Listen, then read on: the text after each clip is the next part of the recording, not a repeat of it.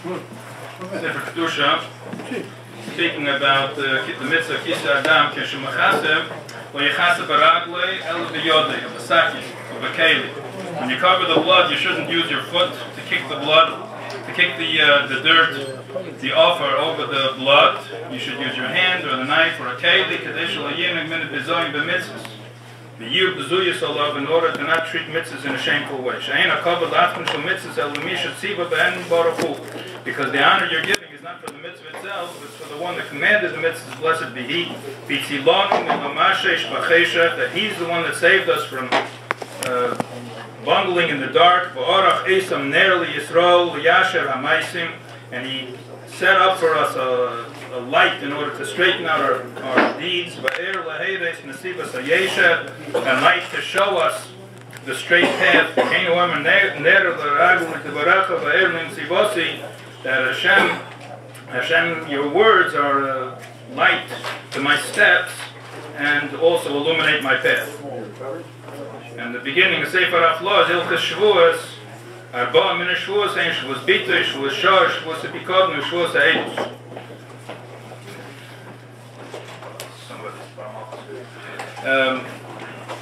There's a inyan klali that affects many different areas in halacha.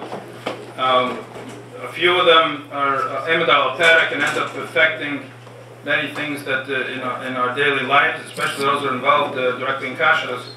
But it's relevant to many different areas of halacha and yuchsin and yibum, all different sorts of areas. And that's the concept of a miyot hamotzi. What happens if something it happens in the minority of cases, but it happens in enough cases that it's noticeable.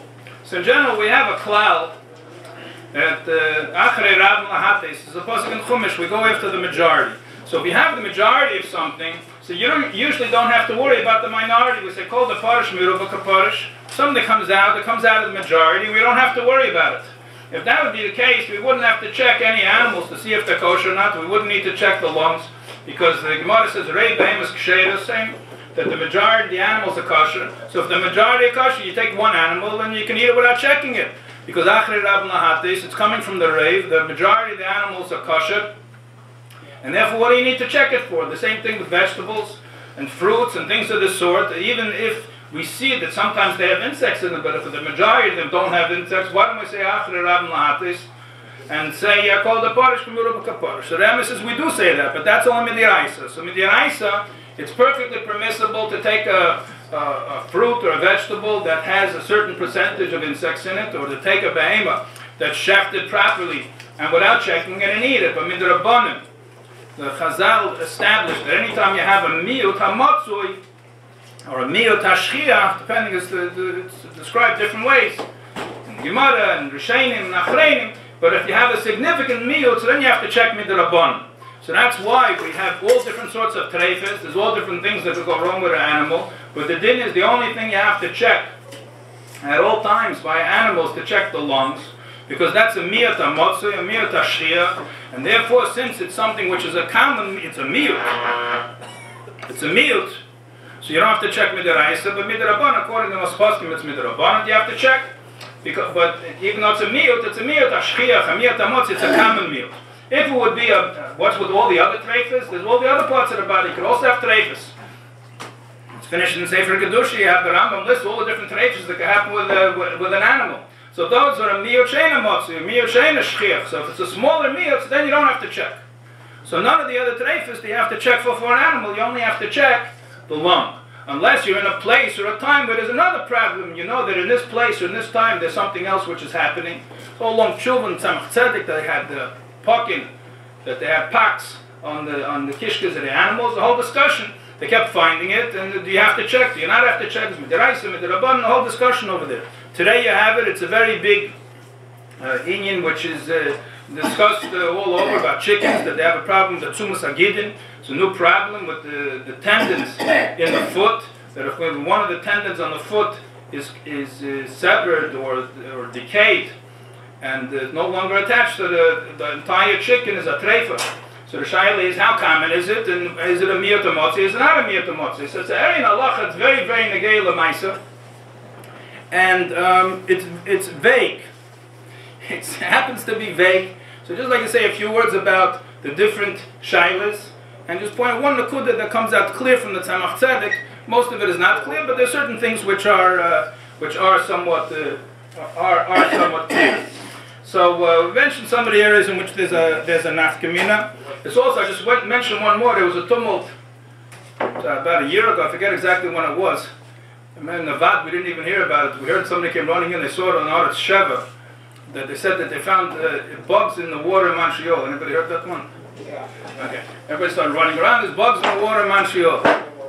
Nobody even called. It turned out one of the mashkichim found it. He was checking the mashkiach by the lettuce, by the Vedic lettuce. He's checking, and he keeps finding unusual insects that you don't normally find in lettuce. So he can't figure out where it's coming from. He decided to check the water. Boom! He finally checked the water. He found it in the water. But when they started going into it, said Cain, we started checking the water. The city never heard of it. Nobody ever heard of it. We started checking the water. It turns out that you have to leave your water running in your house for an entire week in order to find one bug. So they're there. But that's called a miyah chain amotzi. You have gallons and hundreds of gallons of water you need in order to find one insect. You're not required to check from that. That's a miyah chain amotzi. We have three categories in halacha. You have when there's a rave, that there's a problem. You have when there's a miyat hamotzui, and you have a miyat shein hamotzui. If it's a rave, you're required to check midiraisa. If it's a miyat hamotzui, you have to check midirabon. The miyat shein hamotzui, you don't have to check it all. So it's possible a person could find a worm in a green pepper. You can find there's such a thing as a worm in a green pepper, but it's very, very unusual, and al pi halacha, you don't have to check green peppers. So too many other things, you can find all different sorts of things in them, but al pi din, you don't have to check them because it's a miyat shein hamotzui. But the key is, how do you define a miyat hamotzui and how do you define a miyat shein hamotzui? When it gets down to the details, it can be very, very, very tricky, and it ends up being not very well defined. First, let's go into the shir. Can you do it by a percentage? How exactly do you do it? So you have very, very great extremes. You have a rivash, and the rivash says that a miyat hamotzui is karev lemechza. And if it's less than karev lemechza, you don't say exactly how much, whether it's 49 or 48 or 40, whatever it is. But if it's less than that, it's a miyat shein hamotzui, you don't need to check it. That obviously is a very, very big kul. The opinion that's most often quoted is that of the Mishkanas Yankiv. The Mishkanas Yankiv says that it's 10%, it's 1 out of 10. And brings a raya, there's a Mishnah in Gittin, the B'shleisha Prok in Beit Kinus Hayayin, that you have to check the wine. If you're taking a truma from from a few barrels of wine and other barrels of wine, so there's 3 times that you have to check to make sure it didn't turn into vinegar. Because if this turned into vinegar and this is wine, you can't be tatum from chemetz al hayayim. So you have to check to make sure the wine didn't get spoiled. So we see from that it's a common thing that wine gets spoiled, turns into vinegar. How much do you expect that to happen? So there's a Mishnah in Baba Basra, in Perek Vav Baba Basra, the Mishnah says that you would expect 10 barrels out of 100 to become ruined. So the Mishkanas Yankiv puts these 2 Mishnayos together, and he says, we see that we're worried that maybe something is going to go wrong. And what's the shir that something could go wrong, that you have to worry about it? Taste the Samiyat HaMotzi, we see from the Baba Basra, we see that you're worried about 10 out of 100. So therefore he says that 10 out of 100 are Miyat HaMotzi. And from this, and this Be'emes, is probably most of the conscious organizations are taking this measurement of 10 out of 100, say of 10%, and calling 10% as a miyat hamotzui, but less than 10% it's a miyat shein hamotzui, and it's posted from Vedika, which means that if you have a certain type of fruit, lamazog, and it's 9% infested, so that means you could buy 100 of them. 9 out of 100, 9% of them have an insect in it. You can feed it to 100 people, and all of its mutter. 9 people end up eating an issa deraisa, at least one issa deraisa, whatever the case is. But that's the din. It says lifnei mishura, so then you should check it anyway. But al pi din, you don't need to check it if it's a miyat shein hamotzui. That's the Mishkanas Yankiv, and it's quoted many places in halacha. But many say that this Mishkanas Yankiv is a nishkin raya. First, they attack his raya itself because the Mishnah Baba Basra didn't really turn into chemetz yet. It's only starting to turn. So when did it really get ruined, that it's no longer good to be tatum, is really much less than 10%. That's number one. They bring other criticisms to the right, but the problem is that he doesn't say that less less than 10 is a miyat shein motzi. What he says is, if it's 10%, it's a miyat motzi. Okay? For all we know, he agrees with the Rivash that it's close to a reiv would be a miyat motzi. He doesn't say that less than that is a miyat shein motzi. It could be it's more, it could be it's less, we don't know, he doesn't say. So there are many the Shem. The Alevi others that they disagree with this Mishnah Yankiv La'alacha. Tshuva from the Tzemach Tzedek that I mentioned before, so Tzemach Tzedek brings this, he doesn't mention the Mishnah Yankiv, but he mentions a svara to say that if it would be 1 out of 10 or 1 out of 7, we would call it Miyat Shein Motzi. But then the Tzemach Tzedek brings the Gemara in the Nida Daf Lamed Beis, B'neis Kusim. So it says B'neis Kusim Nidas Meiri Sosim, that we consider them to be a Nida from the day that they're born. So the Gemara talks about, maybe this only goes according to Rab Meir. Rab Meir worries about the miyut. And the Gemara wants to say that Rab Meir worries about only a miyut of the shchichu. And this, that a newborn girl could be already matame, is a miyut of shchiach. The Tanya says in Abrais, Omer Rav Yesi, Ma'isa bein bul, v'bilu akedim la'ima. There was a story that happened in Ein Bul, and they had to table the girl before they tabled the mother. The mother can't table till after 14 days after she gave birth. She's tummy for 14 days. So she can only go to the mikveh. They're talking about frataras. If somebody's tummy touches the food becomes tummy. So the newborn baby they tabled before the mother. Shows that it actually happened. And the Gemara continues. That's Rabbi Yasi. Same thing happened in Beis Shorim. So the Gemara brings up, but I said that 3 cases that the B'nai Kusim, that the Gemara says is called a miyut de shchiach. Here it happened in 3 different times, and these 3 lived in different generations. So the Tzemach Tzedek said, what kind of 1 out of 10? It's 1 out of 10. You have newborn babies being matameh. There's no such thing. Obviously, it's much less than 1 out of 10. He doesn't mention the Mishnah Yankiv by name, but obviously, according to the Tzemach Tzedek, it's much less. And the Shaila was brought before him, so he wanted to first be matir by saying it's a miyat shein motzi, and you don't need to check, but he threw out this heter. He found another heter that the treifus itself was not really a treifus. So Suffolk treifus, so on and so forth, all the language of the Tzemach Tzedek. We see from this, the Tzemach Tzedek does not hold from the shir of the Mishnah Yankiv. That's very, very clear, without mentioning by name. You mentioned the same Mishnah Yankiv, Lagabe, other questions about whether to check, but not Lagabe din of miyat motzi, miyat shein motzi, at least I didn't find it in Tzemach Tzedek. But bottom line is, the shir, he doesn't hold by. From the Heintik and Poskim, there are many that say that different shiurim, some want to say 7%, some want to say there's b'chal no percent, if it's something that a person would go tell everybody about, that I found a worm in a green pepper, so that's called the miyat shein motzi. But if it's something that you find all the time, it doesn't go by percentage, but nevertheless they say that. So this is an area which is not so clear. What's even less clear, and very, very negei l'maisa, is how do you make the cheshbon? So you end up having in here tremendous kulas and tremendous chumras. Let's just take the figure of 10%, and let's just say, for argument's sake, it would be 10%. But how do you count 10%? Let's say you have kidneys, you have some beans, and you want to know if there's insects in the beans. So how do you check? 10% or what? 10% you count the beans? Let's say it's rice. It's a question, do you have to check rice? Do you count the grains of rice? And how do you count? We have the Shulchan Aruch says in Sim Peidad that if you find 3 bugs in a pot, that the whole pot is muchsach b'teiloim. The pot has many beans in it, and the whole pot is muchsach b'teiloim. How exactly do you measure? And you see over here also a machlekes min hakotza el hakotza. So you have a daya, and it's not just a daya, but it's a das yochid, but it's a das yochid that it's a Chassam Sefer. Chassam Sefer speaks about barrels of dried fruit, and he said at certain seasons of the year that the barrels, whether it was raisins or whatever it was some sort of dried fruit that was coming in barrels from some other place, and the Chassam Sefer says that every single barrel has some insects in it. Every single barrel. Then becomes the shaila, do you measure by the barrels or do you measure by the fruits? Now some Sefer says you measure by the fruits. So it ends up that it's either a miyat motzi or it's a miyat shein motzi, it's in ganzen potter, it's only a chiv min derabbanan. If you count by the barrels, it's an issa deraisa. It's a chiv deraisa to check every single one, because if you're counting by the barrel, not only the rave barrels have, he says every single barrel has. But if you count by the fruits, it ends up being possibly potter and ganzen from Bedika. How do you turn this way? It's not Madison Square Garden.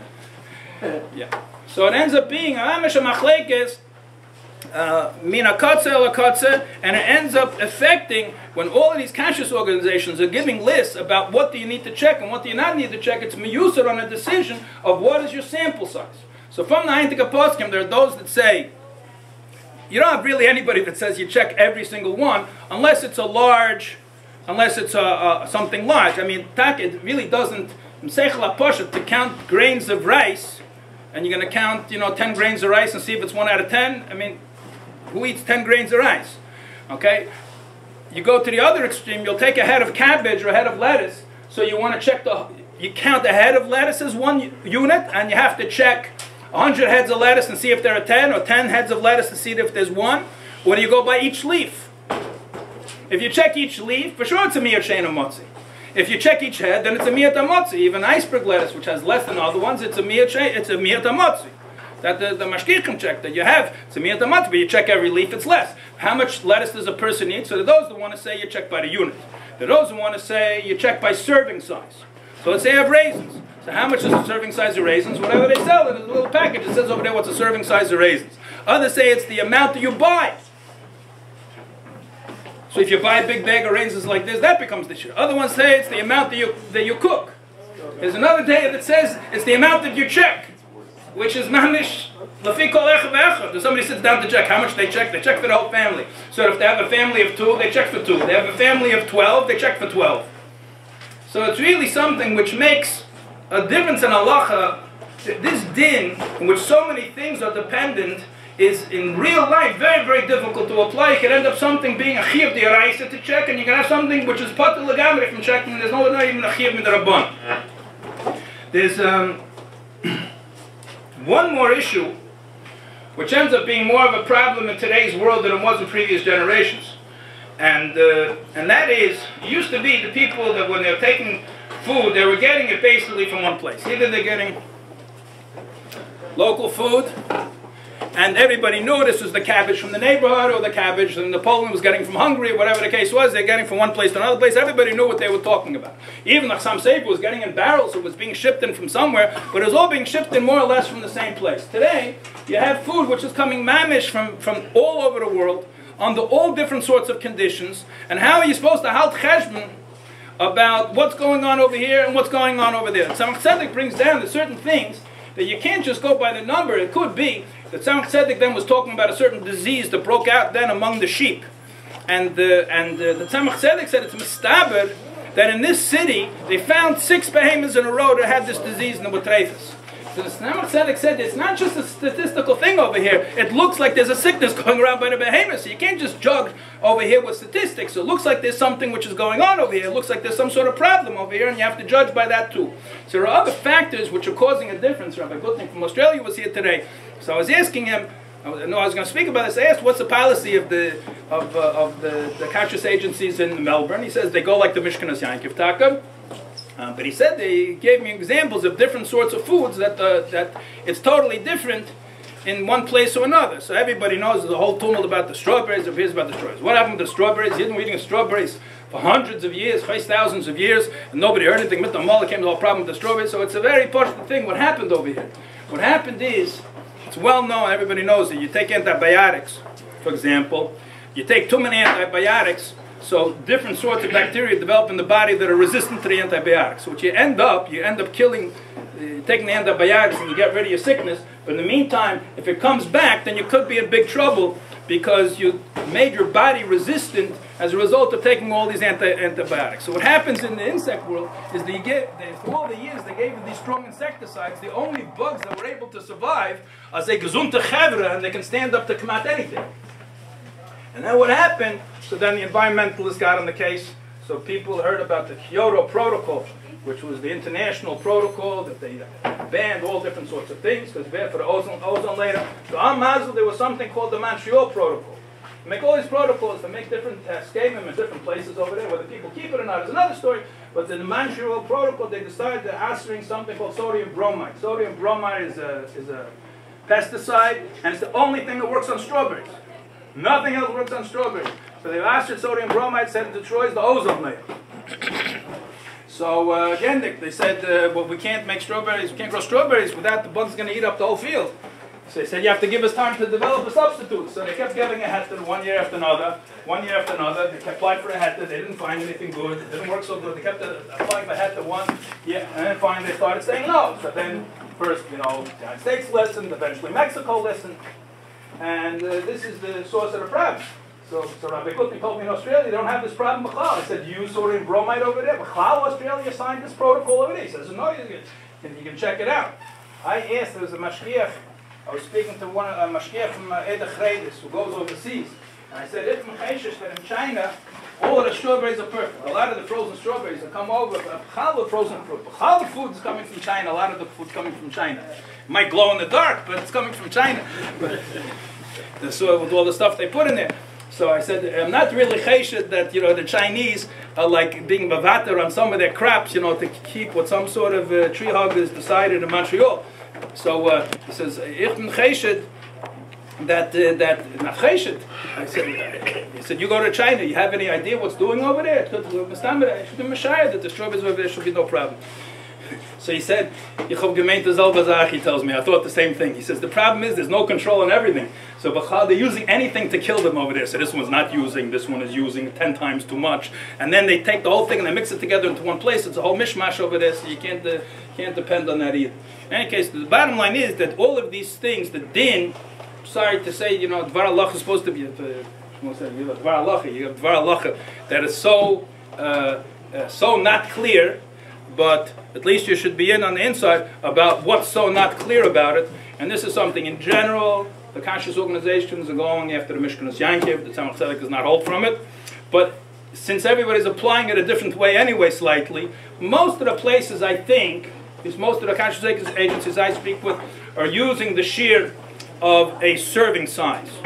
So they're measuring it by a serving size, and that they'll go and they'll see, they'll take the percentage of that rather than counting individual paydays.